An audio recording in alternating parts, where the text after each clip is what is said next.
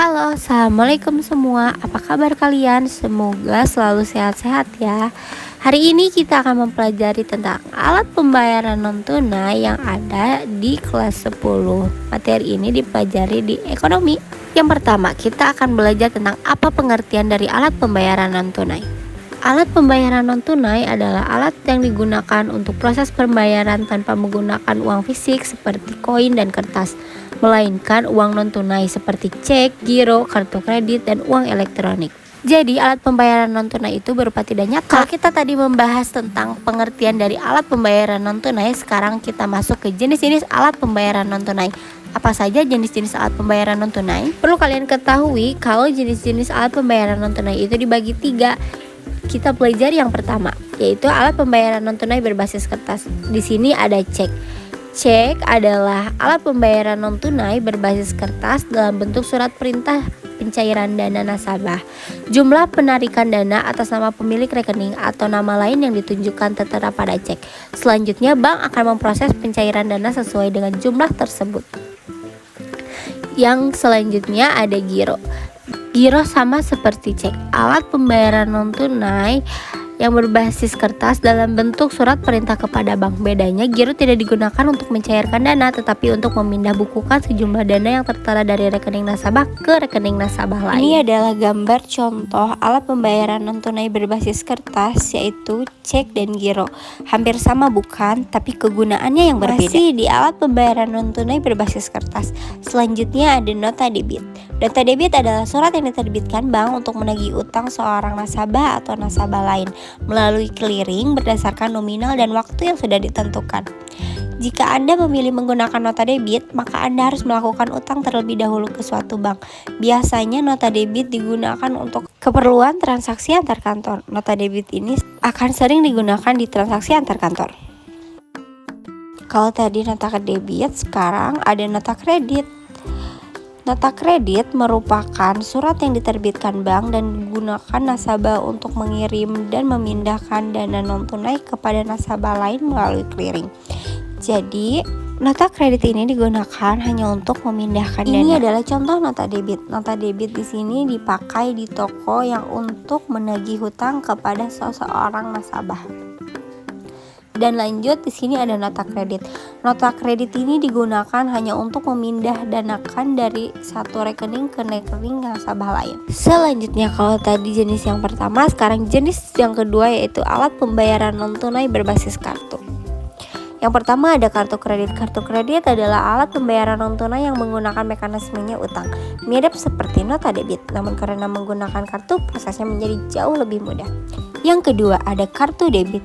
Kartu debit ini kebalikan dari kartu kredit, melainkan kartu debit ini berisi uang tabungan kita yang dimana nanti berupa kartu, dan kartu itu bisa dipakai untuk transaksi di mana saja. Dan transaksi debit ini sudah banyak digunakan di zaman sekarang karena mungkin transaksi debit ini lebih mudah dan lebih praktis untuk digunakan di zaman sekarang ini. Ini adalah contoh gambar dari kartu kredit dan kartu debit. Jenis yang terakhir di alat pembayaran non tunai yaitu alat pembayaran non tunai berbasis elektronik atau e-money. Alat pembayaran non tunai ini secara umum lebih dikenal sebagai electronic money atau e-money. Dengan sifat yang prabayar, nasabah dapat menyesuaikan isi e-money sesuai kebutuhan. E-money ini di top up bisa melalui HP lewat m-banking atau melalui ATM. Dan ternyata secara garis besar ada dua jenis uang elektronik, yaitu berbasis card based dan berbasis server based.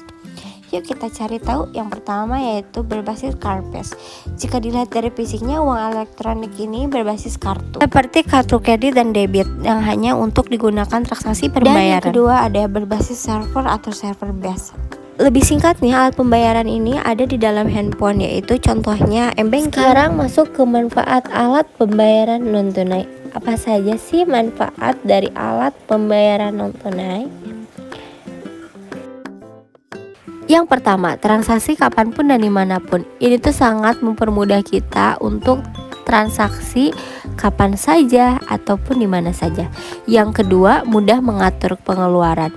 Nah, contoh kecil dari mudah mengatur pengeluaran yaitu di m-banking ada mutasi. Jadi kita bisa ngecek berapa pengeluaran kita dalam satu hari ini. Dan yang ketiga, praktis dan efisien menghindari tindak kriminal. Nah, ini sudah lebih jelas karena alat pembayaran non tunai ini tidak akan diketahui nominalnya oleh orang lain. Dan yang keempat, mendapatkan banyak promo dan diskon. Sekarang kita mengenal kelemahan dan kelebihannya. Apa saja kelemahan dan kelebihan dari alat transaksi non tunai? Selanjutnya kita akan mengenal kelemahannya terlebih dahulu. Apa saja sih kelemahan dari transaksi non tunai? Yang pertama, adanya pembatasan, yang dimana jika kita menggunakan transaksi non tunai biasanya ada limit untuk berbelanja. Yang kedua, adanya resiko hack. Resiko hack ini biasanya kalau kita memasukkan salah password atau salah kode itu biasanya langsung diblokir. Yang ketiga, boros. Ini sudah jelas karena dimana kita bakalan langsung terus-terusan check out. Karena di zaman sekarang ini toko online itu banyak dan menggunakan alat pembayaran non tunai yang berupa m-banking, Dana dan lain-lain. Dan yang keempat, butuh akses internet.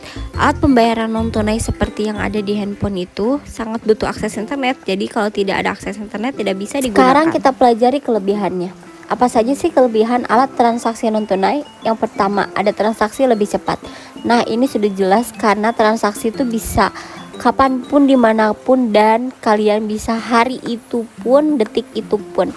Yang kedua, bebas masalah tentang uang kembalian. Ini udah jelas karena dimana kita membayar menggunakan aplikasi yang ada di handphone seperti m-banking atau yang lainnya dan menggunakan kartu. Jadi kita tidak ribet untuk berapa kurang kita atau berapa kembalian kita.